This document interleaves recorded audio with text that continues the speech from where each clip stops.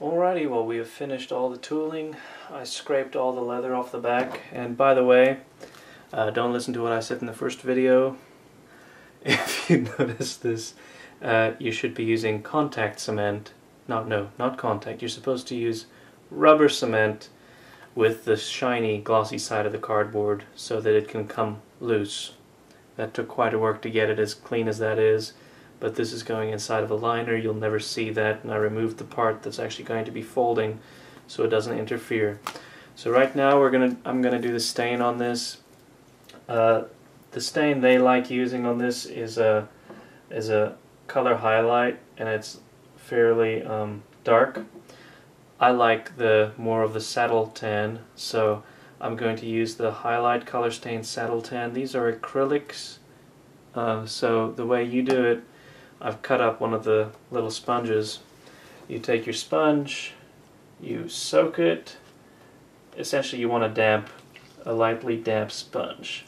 So you squeeze as much of the water out as possible. Now I have a damp sponge.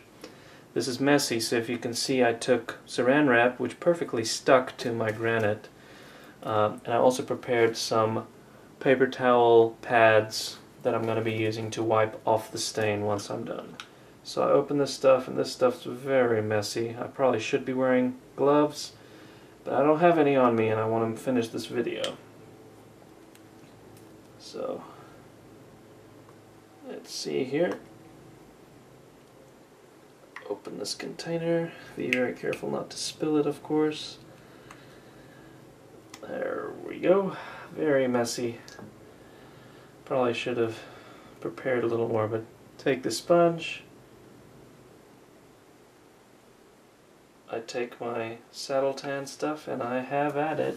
And of course you want to get as even of a finish as possible and let it soak in. You don't want this to dry too much, so you just want to finish what you're doing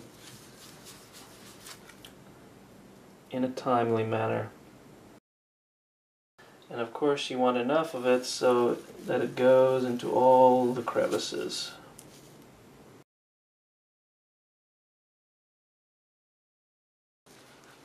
Okay, now for the next part, to wipe it off, I'm going to set that there.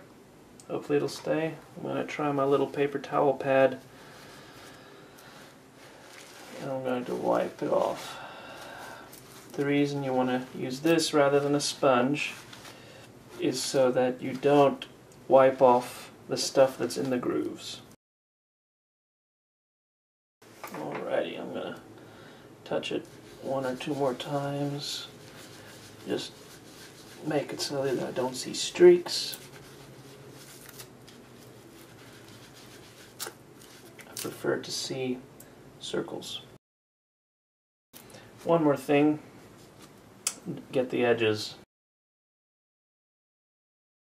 Okay, well, as you can see here, I have finished with the stain. Looks good in the sun and the shade. Now, I'm not sure exactly how long I'm supposed to let this sit. I'm guessing overnight, or at least a couple of hours before I put a finish on it. But there you have it. Checkbook cover is dyed. This is the keychain. It was the first practice piece I did, and I'm just going to demonstrate you real quick the resist dyeing. It's where you have a lighter color than the rest of the piece. So what comes in your kit? It comes with this EcoFlow Super Sheen. It's a finisher. I'll be finishing this checkbook cover with it in the end, but if you do resist dyeing, you actually start but with this this Super Sheen. So the kit comes with two little brushes, and so I'll be using one of those right now. I'm going to paint this L, and I'm going to paint the outer edge without getting into the inside.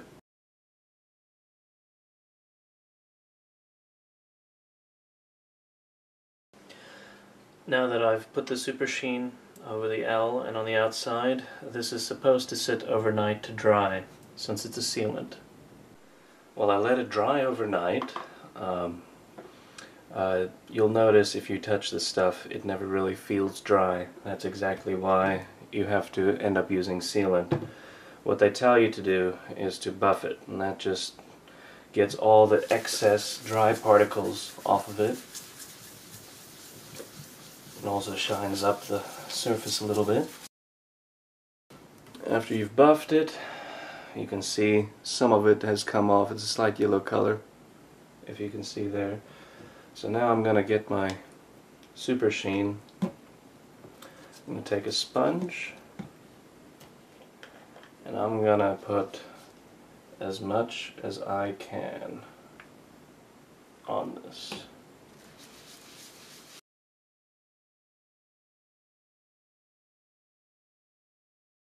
Now you're going to want to probably let it dry overnight, let it soak in, buff it again, and just to be safe, it wouldn't be a bad idea to add a couple more coats. So this is the most annoying part that you have to wait on. Well, I let the Super Sheen dry overnight, and this time I'm going to still use a highlight, but I'm going to use the Raisin Mahogany to get a little darker look on there. Might give a little more contrast. Again, you use a damp sponge, and we're going to dab it on and see how it looks. Now on this one, it doesn't have a backer, so we're actually going to use this dye on the sides and the back as well.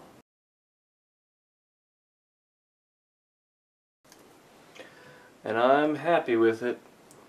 So now I'm going to let this dry and then buff it, and then I'll do the same as what I did with the other one. Put Super Sheen on there and then do a couple of coats.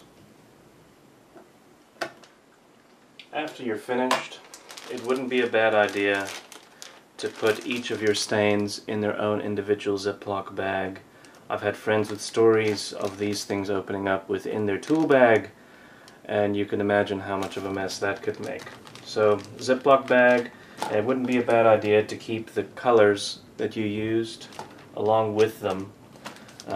That way you won't get any bleed over. Even after you've cleaned it, there might still be some color in there, especially with the lighter ones. So Ziploc bag, you can also wrap these sponges in saran wrap to keep it from any of the stuff getting on there.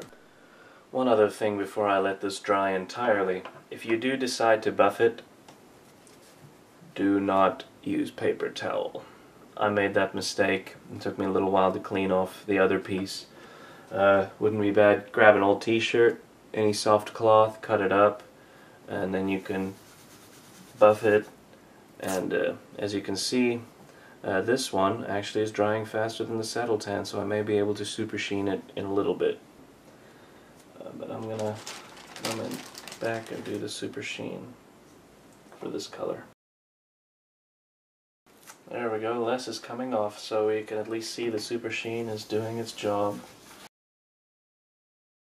Someone might comment back and say I'm supposed to let it dry for a full day. I believe them.